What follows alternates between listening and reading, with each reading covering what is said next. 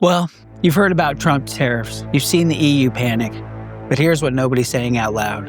The future of the North American economy doesn't run through Washington or Ottawa. It runs through Mexico City, and Mexico knows it. Welcome back to America's Geopolitics. If you're done with globalist bullshit and ready for straight talk, subscribe now. Let's break it down. Why Mexico and the U.S. have become pivotal player in North America's future, and why both Washington and Beijing are scrambling to keep up. Let's start with the reality. Trump's reshoring push, the tariff war, the collapse of global supply chains.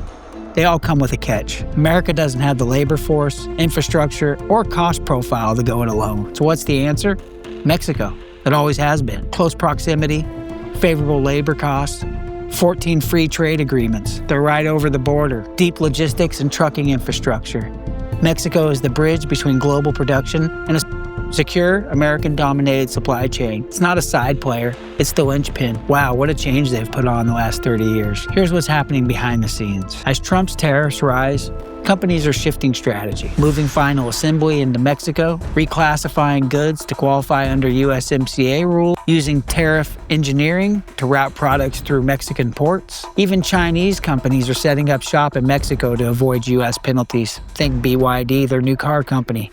It's not evasion, it's adaptation, and it's giving Mexico a strategic economic boom with leverage to match. Under President Sheinbaum, Mexico is playing smart.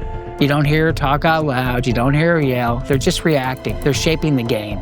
Sheinbaum has threatened tariffs on U.S. agricultural and auto parts, tightened ties with Canada to counterbalance U.S. pressure, and reopened trade talks with Brazil and the EU. Mexico knows it holds a crucial card. If the U.S. pushes too hard, Mexico can pull the band elsewhere and take a piece of American economic dominance with it. Here's what's at stake. Mexico is the #1 U.S. trade partner, bar none. It surpasses China and Canada. Over 5 million U.S. jobs are tied to trade with Mexico. Entire industries, autos, agriculture, energy, depend on smooth cross-border integration. Think South Texas. Lose Mexico and the U.S. loses affordable consumer goods, competitive exports, and a stable buffer against Chinese influence in Latin America. So while Trump is demanding concessions, he's also walking a fine line. You don't hear that much about Mexico, really. And here's the wild card.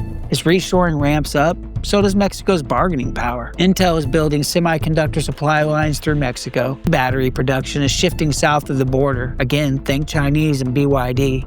U.S. rail and trucking networks are integrating deeper into Mexican territory. We need a corridor into Mexico City.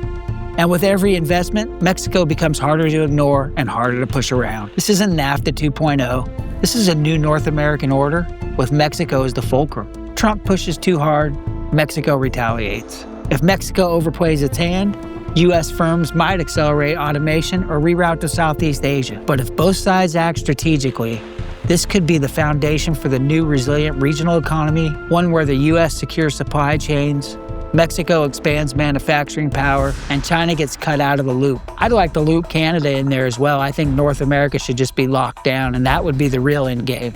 But it won't happen without a fight. We talk a lot about American power, but in 2025, Mexico is the critical partner that decides whether that power holds or collapses. Don't be surprised if 10 years from now we look back and say, this is when Mexico became the most important economic partner America ever had. That'd be crazy after 100 years of being next to each other and not being that close.